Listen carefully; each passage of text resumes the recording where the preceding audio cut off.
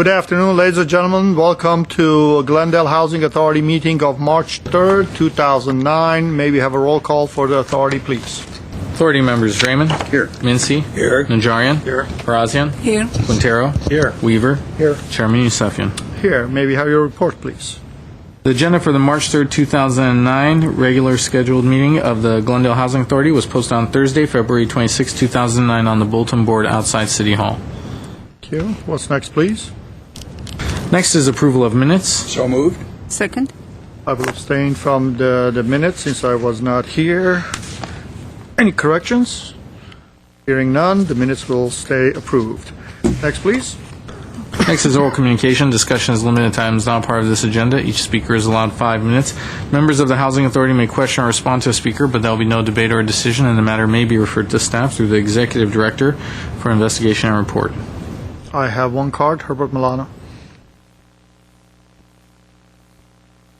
Good afternoon. My name is Herbert Milano, Housing Authority Chair Yusefian, members of the Housing Authority and city staff. In 2002, the city manager's office requested of several departments, including the Housing Authority, the Recreation and Community Services, the Director of Libraries, and the Chief of Police, to prepare a youth strategy report for the city of Glendale. A couple of weeks ago, I came before you and I provided you with a copy, a single copy. I hope that copies were given to each one of you afterwards, because I want to refer back to this document, a strategy report.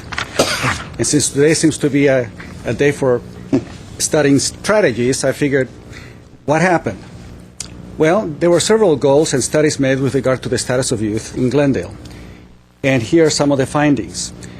Youth need to be involved in the movement to educate the community about character and ethics. Within Glendale, there are not enough facilities available for child care, nor enough affordable, high-quality child care programs. There is an insufficient supply and inequitable distribution of facilities for youth and their families. Youth and their families have trouble accessing affordable health care. Youth need to be prepared for employment and have suitable jobs. And on it goes the list of all of the deficiencies and the challenges that we as a city face or faced way back then. Needless to say, the situation today is significantly worse than it was back in 2002. And so here's a strategy report. It's a fantastic document, and I admire to a great extent the Office of the City Manager for initiating and bringing this forward. What happens to me is when I look at these documents is whatever happened to the strategy, whatever happened to the follow-up, to the performance measures, and so forth, and to the funding that it was needed. And so sometimes I wonder what happens during an election period when candidates state that they are in tune with the residents' needs, and somehow I get the feeling that once you are behind the dais, along with the city staff, that you're now part of the status quo, and we are basically left behind, as this project was left behind. And as I look at the list of payroll, of the city payroll, over 100,000, page after page after page after page, well, these people have not been without. They have the secure jobs. They have the very high pay.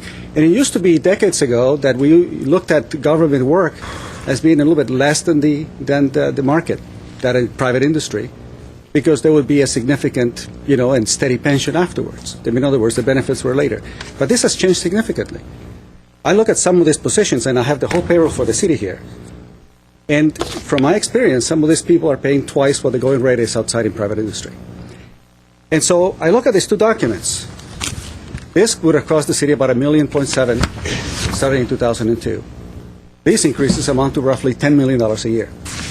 So the public or the staff? The staff wins.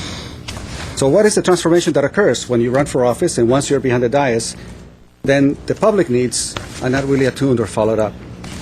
And that is my concern, because I have a suggestion. My suggestion is that young people need work, and we have a situation with a water shortage.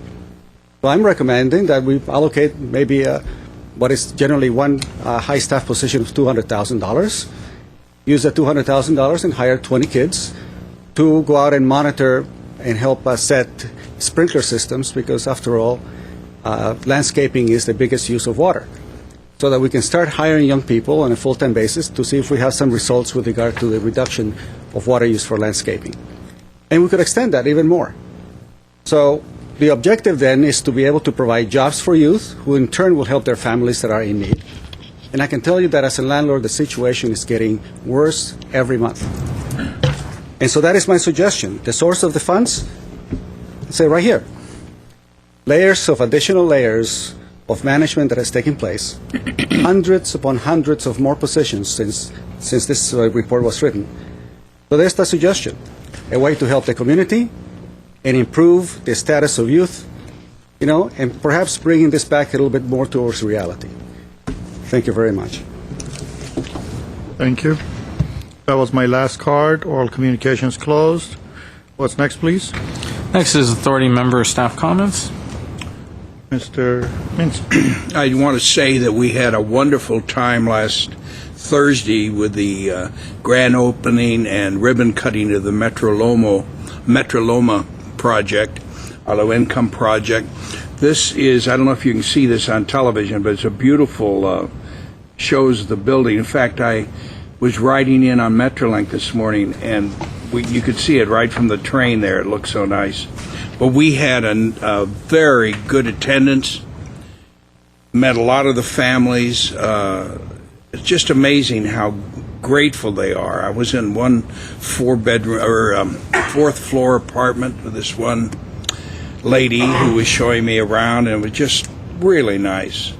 And the fact that they're working, all of these families usually are working, but they can't afford to live in Glendale, and this makes that available. So I'd like to pass this down to the mayor, since I ended up with two for some reason here. But it's a very nice plaque, but there was one for each of us. Well, thank you, Mr. Mincy. I appreciate you passing this on to me. I'll put it on display in my office. I could not be there, and my understanding is Mr. Weaver is not there either. We were at the opening and ribbon cutting at the phase one of the Columbus School event, where we will ultimately have a joint soccer field project there. And so I do appreciate that. I understand that it was a nice event, and it is a very needed, beneficial, and attractive project. Mr. Quintero. In addition to the well-designed and well-constructed building, what was notable was that adjacent to the building was a large open space that's going to be perfect for the families and for the next door affordable housing units to be able to just hang out and take some sun in, and just there were some places there to picnic and so forth. So between these two buildings, I think we've really created, and a little sort of mini park, we created quite a nice environment. And then a couple of blocks away, we've got Cerritos Elementary and Cerritos Park, which is a mixed-use facility where these kids will, number one, be able to go to elementary school. And I talked to some of the young kids, and that's exactly where they're headed, to Cerritos. And then also be able to use that park. It's a good-sized park with basketball courts, and hopefully we'll be doing more of that in these multifamily neighborhoods. Thank you. At this time, I would like to take the opportunity to also let Madeline come forward, if you don't mind. We did receive a certificate of recognition from our Assemblyman, Paul Krikorian, and it says to Glendale Housing Authority, congratulations on the grand opening of the Metro Loma. A much-needed, very welcome multifamily affordable housing project. Metro Loma is an important groundbreaking addition to the city of Glendale, a facility that provides quality living at a reasonable price. So, there we go. That on your wall? Thank you. Thank you. Thank you. Sheet to give you that.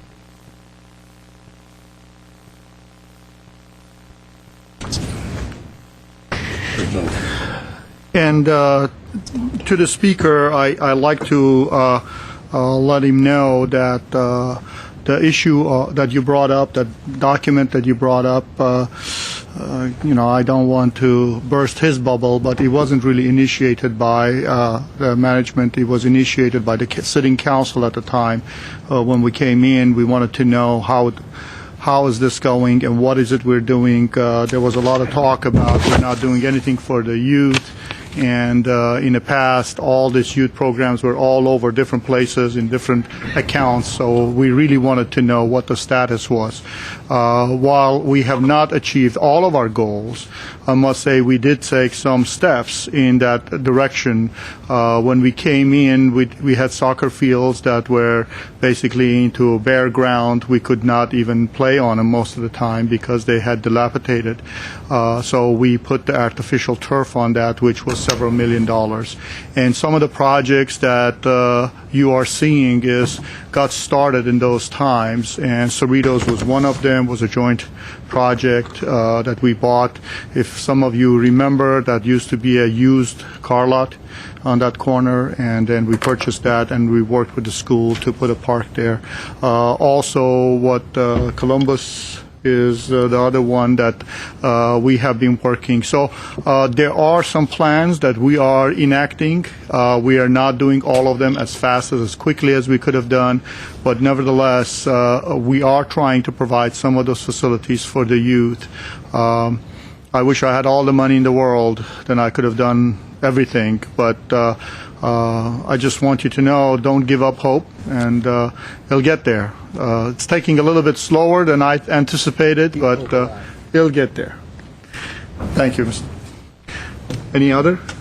Mr. Draymond. Not specifically related to this, but just a reminder to our colleagues, Mr. Chair, that I had asked for consensus as to a topic to raise with our, I guess, what do we say, every other month meeting with the superintendent of public education and the president of the school board related to joint use of facilities, school facilities, and what we can do to actually get into actual, honest, maybe honest isn't the right word, but real talks about how to make that happen, not just in generalities.